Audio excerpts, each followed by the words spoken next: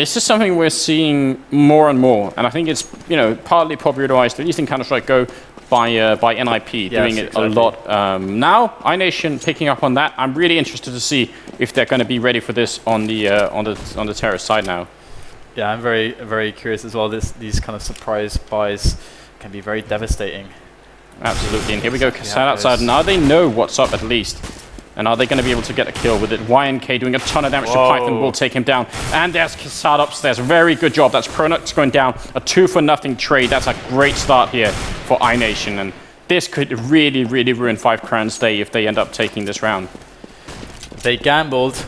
It hasn't completely paid off yet, but this is a brilliant start for them. Just 3 players for iNation on the terrorist side remaining now. And you can see Kingor under some heat there as he tries to make that long-range connection onto Olaf Meister, but not able to get any damage on him at all. But they're on the cover of the garage, and he does get some good damage, and he's received some. Oh wow, RDL with the wallbang there onto the head, and will finish him off. So that is a good result. There's still 4 more players of iNation to deal with, though, and the clock is ticking. 45 seconds left in this round, and we have RDL with the bomb.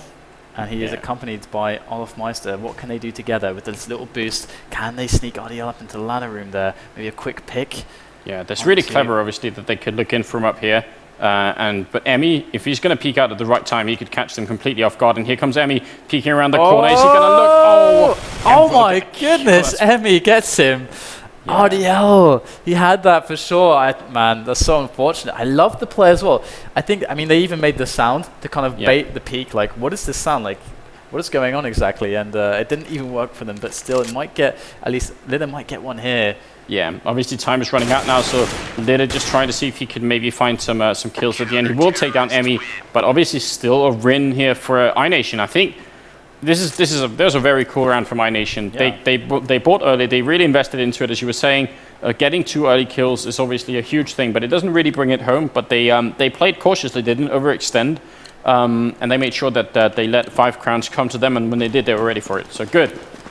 Yeah, it's always nice to see the gambles pay off, and the results a much tighter game. Yeah, and potentially iNation. I mean, en route to maybe take this victory here. It's definitely looking tough right now for FiveCrowns. They have to be worried. They are 4 rounds ahead, but that is not a lot at this point. Definitely not. And YNK is actually pushed kind of far up on the outside there. Yeah. Onto the T-Red. And he's actually going to peek and maybe find Olaf Meister.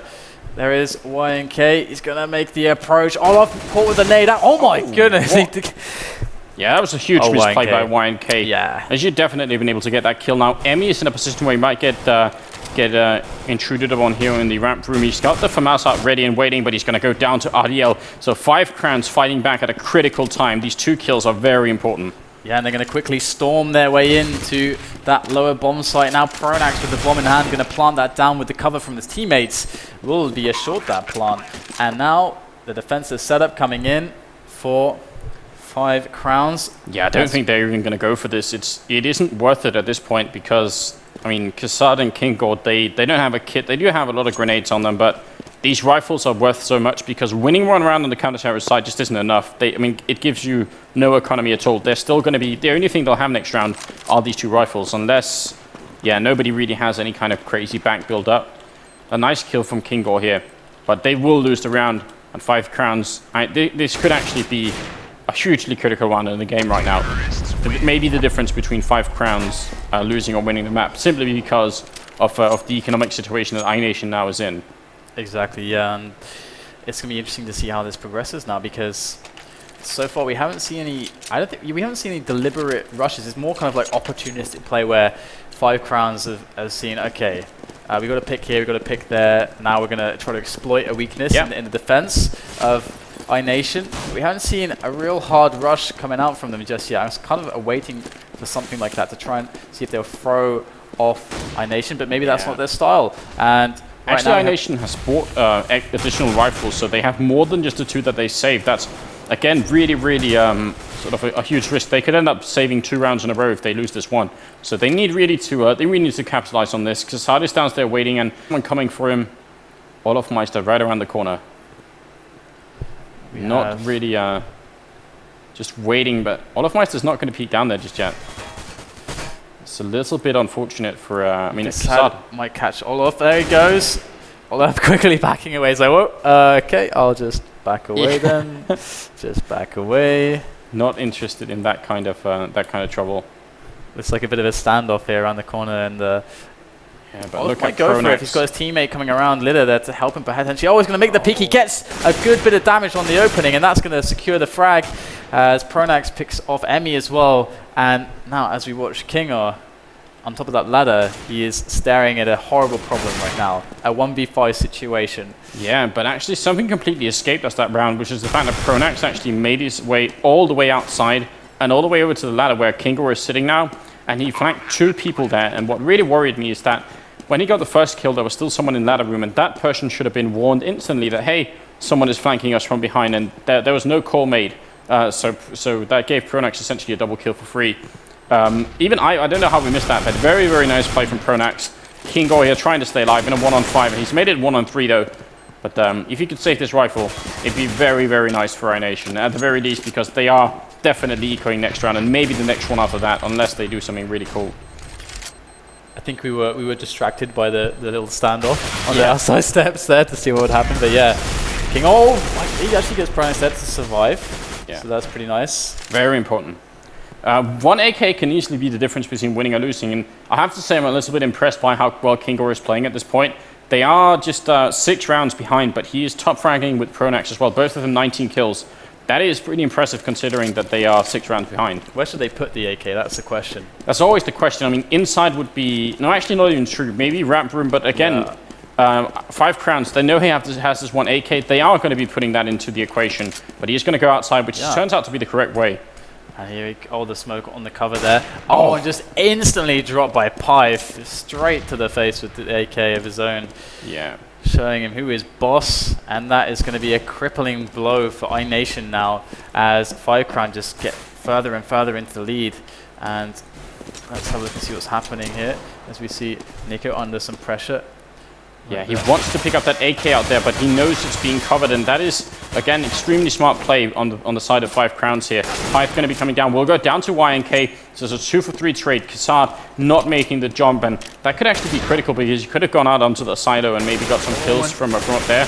They're all out in the courtyard, so if he had done that, it would have been really great, but here he is alone in a 1-on-3 and not going to get the kill. It's really unfortunate. YNK had a beautiful angle through CT main there onto some players, didn't manage to connect. And of course, Kasad with the beautiful flank didn't manage to connect. It's like everything's kind of falling apart for them. All their little opportunities in that round just crumbling away. And right now, the scoreline is 14-7. iNation needs something, and they need it now. Yeah, and the problem is that economically they've put themselves in a quite bad situation. I mean, this time you can see there's no head armor. The only one who has head armor is Kingor. Everybody else just has body armor. They have limited grenades. They have only 1 defuse kit.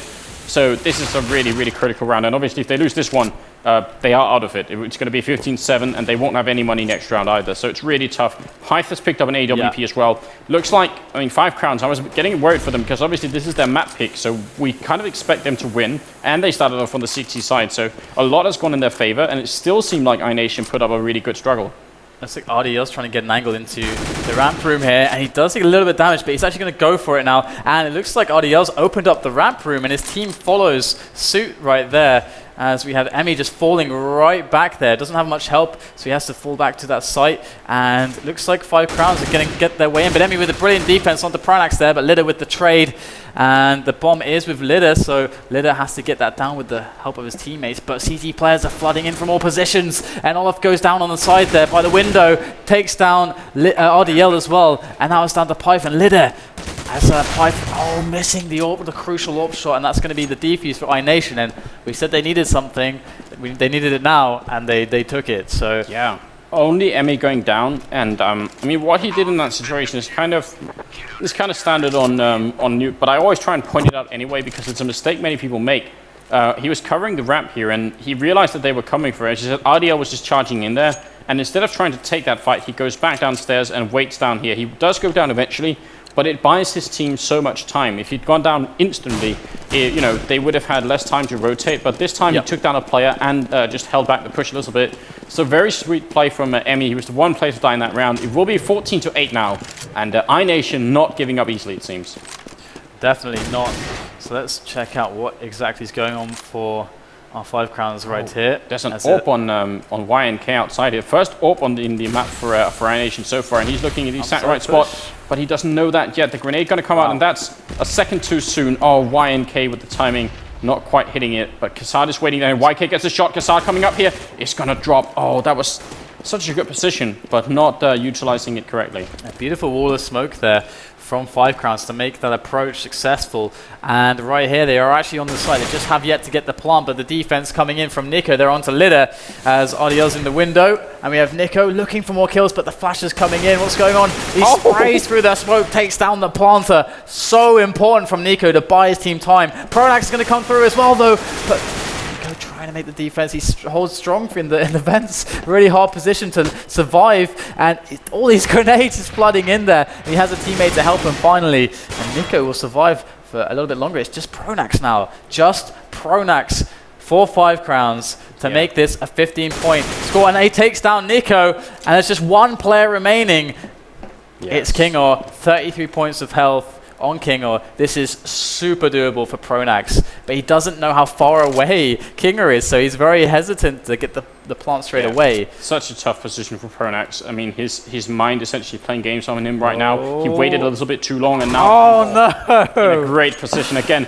Pronax, if he had done it straight away, which he couldn't know, exactly, he would have got it. And now Kingor doing something clever, running up here, picking up an AWP before defusing. That's very good because he has plenty of time.